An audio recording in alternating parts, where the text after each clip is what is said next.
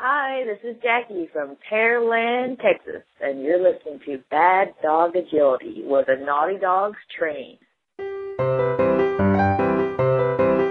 I'm Esteban. And I'm Sarah.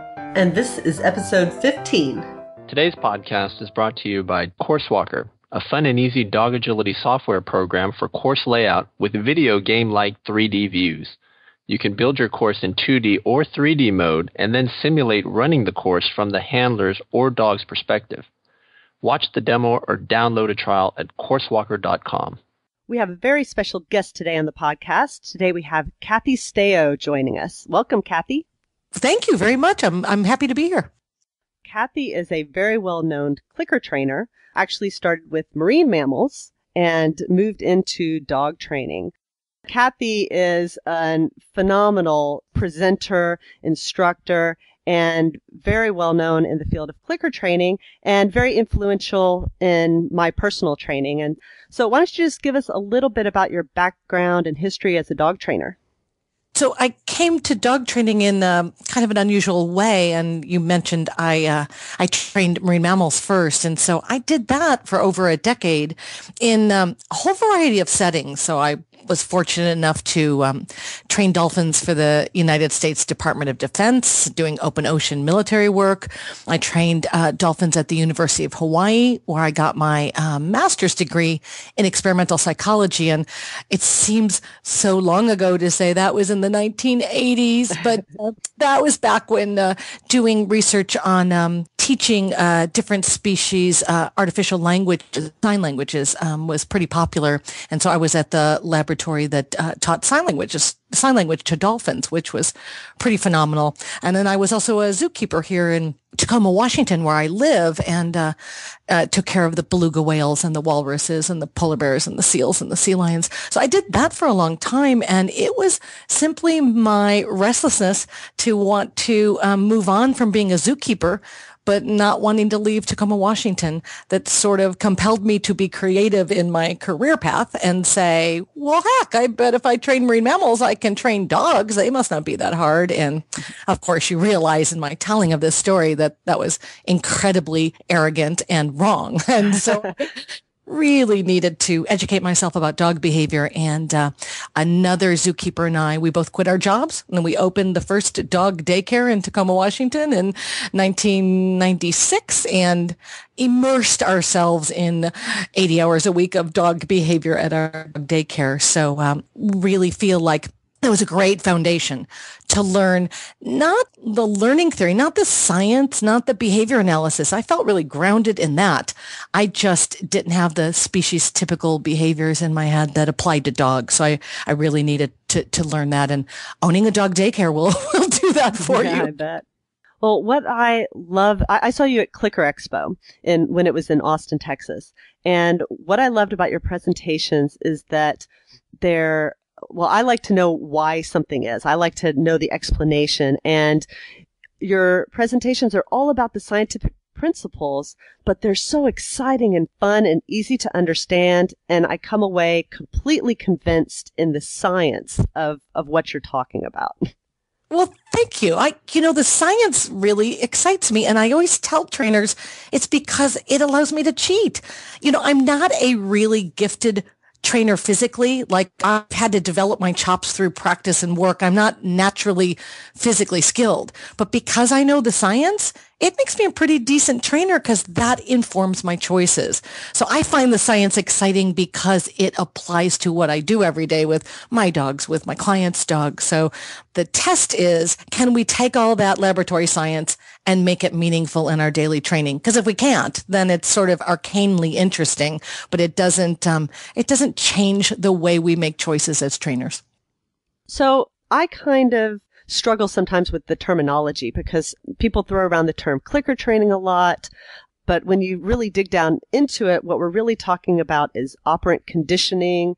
I always tell people that and from reading my book that I've published this year, and I'm sure we'll come back to that, but I'm starting to get away from the phrase clicker training only because it is the impetus for some conversations which I find somewhat trivial. So it implies you must use a clicker. And of course, I was a quote, clicker trainer, close quote, for 10 years with marine mammals and had never seen a clicker. Right. I was using a little silver whistle, which tends to be what the marker signal is when you're working with marine mammals. So in general, I've sort of stepped back from using the term clicker training to something a little broader. And in my book, I'm going to use that C, mark, and reward acronym. We can come back to that. Right. But I always tell people that clicker training is a subset of operant conditioning.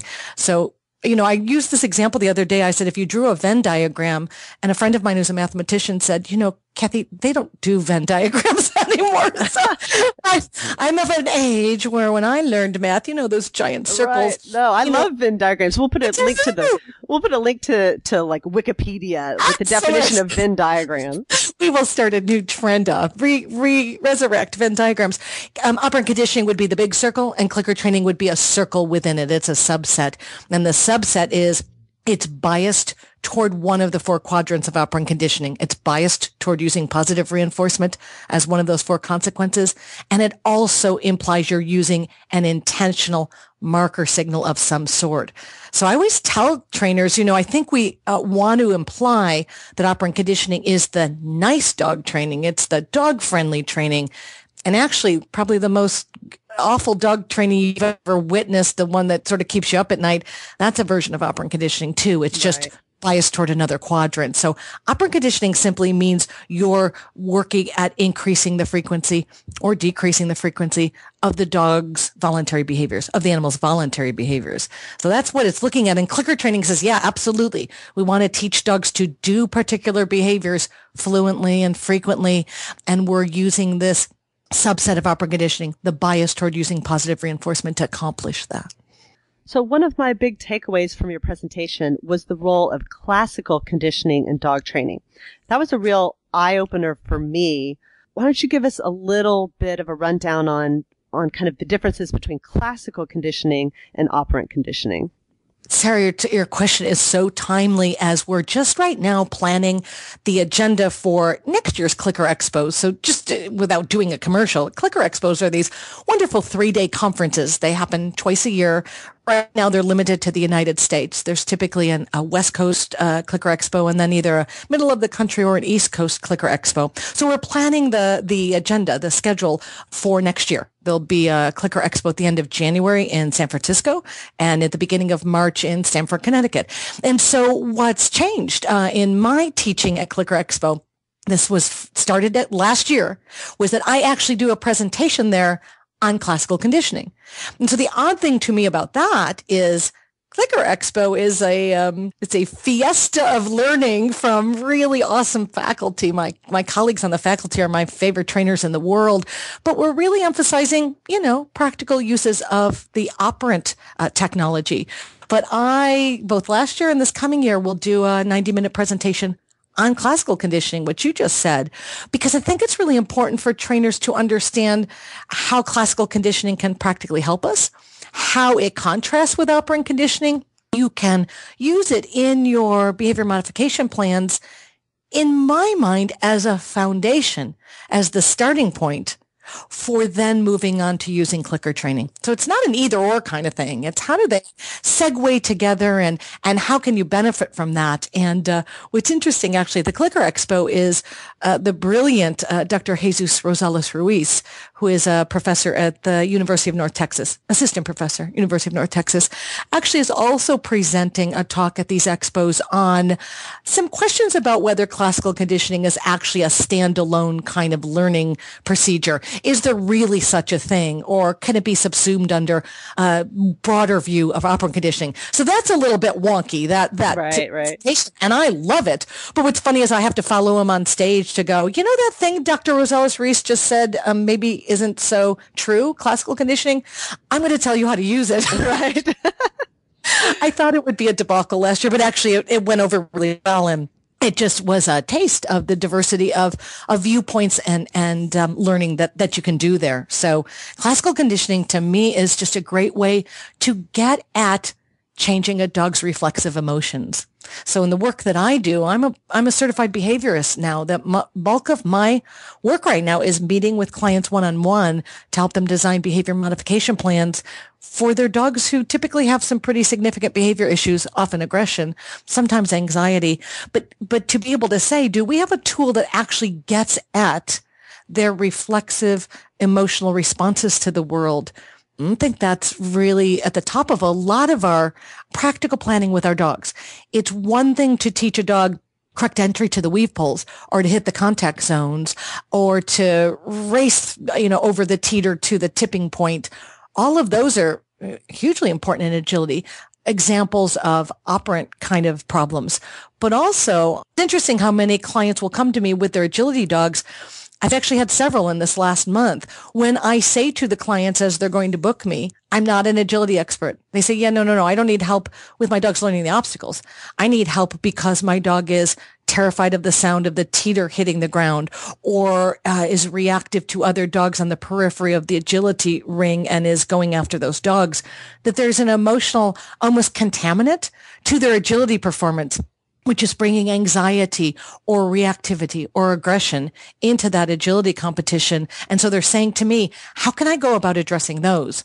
And classical conditioning can be a good starting point for, again, trying to get at that dog's problematic emotions.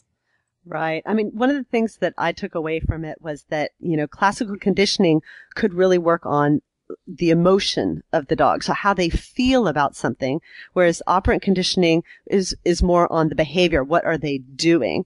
And sometimes a dog isn't in a position to, quote, learn, to Right. kind of use the thinking part of the brain if they're in a very extreme emotional state, either, over aroused or scared or anxious. And so that's when, once I learned more about it, where I would fall back more on classical conditioning to get them out of that emotional state, at least far enough where they can start learning. And I always say to my own clients, I'm working with them, if your dog is in that panic state or, as we often say as trainers, has gone over threshold, that's not a great learning moment, no matter what technique you're using. I always tend to say to them, we want to get out of that situation as benignly, humanely, as quickly as possible. But then the next thing you do after you get your dog out of the deep end of the behavioral pool, so to speak, the next thing you want to say is, oh, well, okay, I need to do something about that. What's my training plan for tomorrow to start to address changing my dog's mind about whatever triggered that emotion? So how do I construct a learning situation not quite as intense as what just happened in real life, which is typically true for my clients? How can I represent my dog with a situation similar to that, maybe a little less intense, but give them some learning? So coming at it from an operant procedure is going to say, we're going to teach them some voluntary behaviors to emit in those kind of situations. And that's always a great strategy.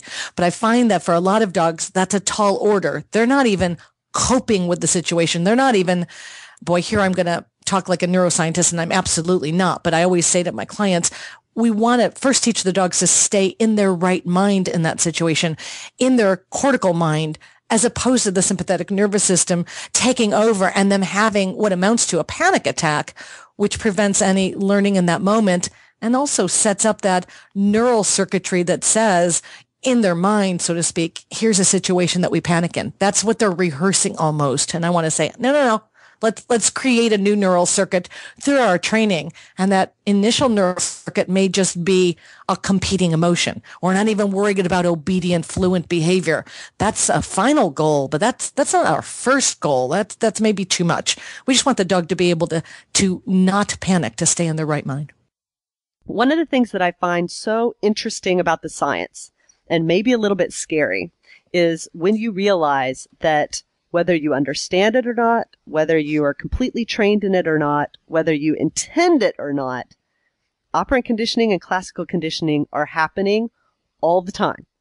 Oh, bingo. No.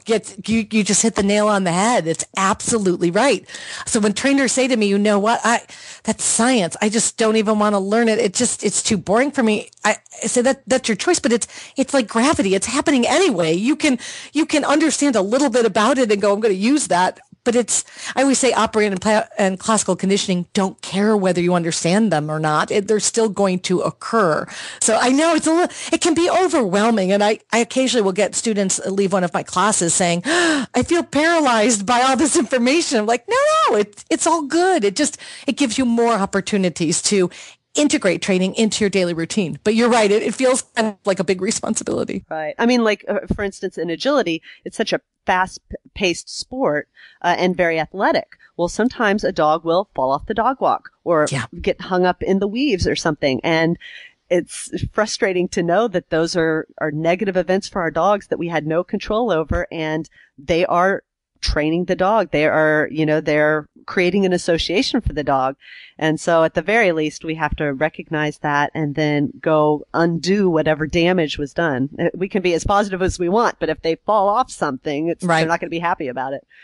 And Sarah, in the context that I'm really familiar with what you just said, happened for me this morning. So for me, it's in the afternoon. And this morning I did a play group, in big fence field, outside my office with some dogs that had not been together before.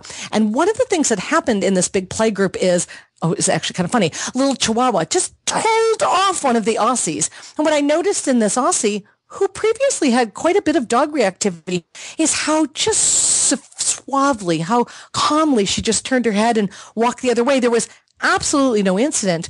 But what it felt like to me is that Aussie, through her trainer and her owner's great dedication to resolving the problem, had provided so many positive experiences, such a volume and variety of positive experiences around other dogs, that this problem, this incident, really didn't faze her, but it felt like it was a drop in the bucket of she had so many good experience that this didn't really even register on her radar. And I feel like we're doing that a lot of times with our dogs when we're putting them in any risky situation, in a dog play group, at a dog park, in your case, in a really athletic sport that has some inherent dangers. Well, how do you prepare your dog for that? Well, of course, you give them all the skills to be athletic and you make sure they're in shape and all those things. But I also feel like you provide them with such an overwhelming volume and variety of positive experiences. You really want that one accident to not really register for them. You want them to be able to put it in context of so much positive experience. And at least for my clients, that often doesn't happen. What happens is the dog starts to trend and it's less about falling off an obstacle or having one of those physical injuries. It's that they're having altercations with other dogs in agility competitions or in class. And that to me starts a momentum of, we've got to put a halt to this. We've got to be able to say, we've got to turn this around or it's going to become overwhelming for you and your dog. Well, in addition to the operant conditioning versus classical conditioning, one of the other things that I remember you having such great presentations on at Clicker Expo was about cues. And I feel like in agility, there's almost two sets of cues. We have handling cues, which are largely based on your position and movement, and those are much more natural to the dogs. And then we have verbal cues, usually for some very specific things, like a stop on the contact, a release off the start line, maybe directionals. And I feel like a lot of people struggle with those verbal cues. So what advice can you give on adding the cue, knowing when you're ready to add the cue, and then preserving those cues over time? Oh, this is one of my favorite topics. Oh my gosh. I get to do a whole weekend seminar on this topic coming up in Maryland, Columbia, Maryland in November. Should anyone want to hear me teach for 2 days on this, because it's such a rich topic. It's almost, you almost can't learn enough about improving your cueing. And I always say to trainers, it's to be ultimately fair to your dog. Because I think the more I've learned about cueing, the more I realize how many times I've been unfair to animals that I've worked with, especially the dogs I've worked with, because my cueing has been so unclear. And what I see happen in agility when I watch it or when I'm working with a client is we're such a verbal species that we want our verbal cues to have power. But I think what's true for the dog is there's so many body language cues. There's so many handling cues, is the term you used, in agility, that's something natural for the dog to understand and perceive. But here's the catch. I don't think it's natural for humans to be aware of their own body and handling cues. They don't have a conscious control over it. So what I see is the verbal cues and the handling cues either contradicting each other, just Right. bold-faced contradicting each other. Or just as bad, really, is the verbal cues being completely overshadowed by body language cues. And so what I say to clients in agility or any other situation, if you want your verbal cues to have meaning, and by that I mean have the ability to cause the dog to emit a behavior, to signal to the dog, green light for this behavior, they have to have meaning on their own, separate from any other prompting, leaning, luring, pointing, eye gaze cues. And so they have to precede those cues in the learning context. That is actually technically very difficult for people to do because they tend to mush them all simultaneously. And if your verbal cues are redundant information, in other words, the dog doesn't need to listen to what your mouth is saying because your body's telling them what to do, they're going to fall back on their history of living with humans who utter meaningless things from their mouth all day long. And they're going to say, it's all blah, blah coming out of your mouth. I just have to pay attention to your weight shifted onto your right leg. And so we humans get frustrated that the dog's not responding to the verbal cues.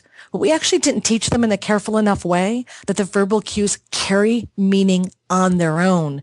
In most cases, that means that verbal cue is going to at least precede any other body language cue you're giving, or eventually it's going to stand alone. There is no other information coming from your body or from where your hand is moving to the bait bag or where your eyes are gazing.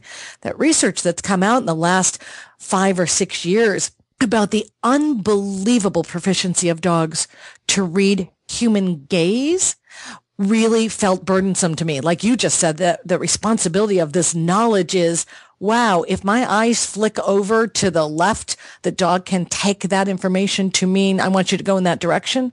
When really what I'd like them to do is understand the word left. Or means I better be wearing sunglasses or goggles or keep my eyes still or close my eyes and have somebody else watching my dog's performance. I have to go to some trouble to prevent the dog from getting the information I'd like to convey verbally in some other way. So I think agility trainers have a challenge. I really do. I think that's a tall order. If you say, I would like my dog to understand the verbal cues stand alone without my body language cues. Right. And I think for most, especially beginning agility trainers, I always tell students that if your verbal and your movement conflict, your dog is almost always going to go with your movement. And it really takes a high degree of training skill to teach a verbal that overrides that. And there are people that do it, but I don't think it's maybe even the right strategy for the majority of people to try to have too many verbal cues. I think if you can rely on your handling cues for the most part, I think you're better off. And then reserve a few cues for very particular behaviors and work really hard on those cues. You know, again, not being an agility expert, I can't speak to agility per se, but exactly what you just said so eloquently, I think applies to most situations in training dogs. If they could vote, they would say, you know, it's easier for us to perceive your body language if you, my dear human, could get more conscious control over how you use your body and your gestures. Boy, that would be a great relief to us. Then we could say, you know, there are some verbal cues. I really do need you to understand a recall cue that's going to be verbal. Great. We'll train those up, but have them be few and quite precise and quite well trained.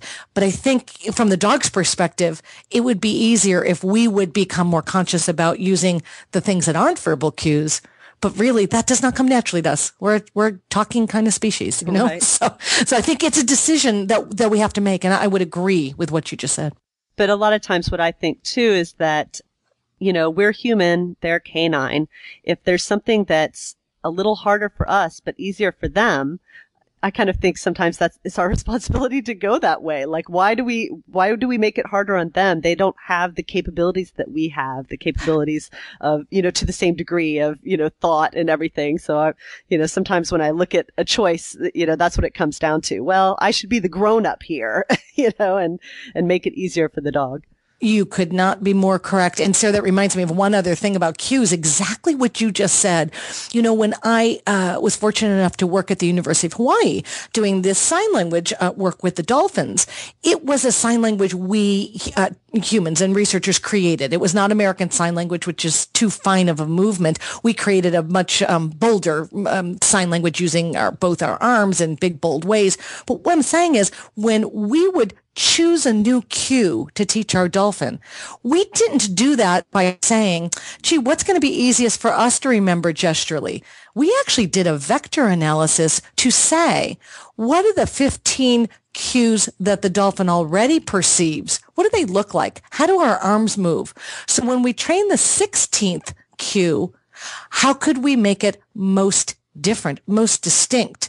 And it would end up being some completely arbitrary arm movement that had no correlation with what it actually meant to us humans. But the burden was on us to do that memory trick, to be able to go, I'm going to remember that when I, clap my hands out in front of me 3 times with my palms facing the dolphins, that means surfboard. We took the memory task on ourselves because to have your cues be distinctive is a great kindness to your animal. I said this once at Clicker Expo a few years ago, and a young trainer came up to me and said, wait a minute, then if we were using verbal cues, wouldn't I just take the list of audio cues that police officers use over the radio? Adam, Bravo, Charlie, Delta. They're already designed to be maximally distinctive over a radio. Why wouldn't I use those as my verbal cues? I wanted to kiss and hug this young trainer. It was someone saying, I want to put the burden on myself to remember that Alpha means sit and Bravo means down and Charlie means come. Exactly for the reason you just said, Sarah. We choose to do this training. We should have the mental task. And every trainer I say this to says, but how could I ever remember? But you're asking the dog to remember. So I agree completely with you. When we can take on the mental task, I think that's quite a mark of a good trainer, right? That's very interesting because in the past several years, maybe even longer than that, maybe the last decade, there's been this evolution of handling systems in agility.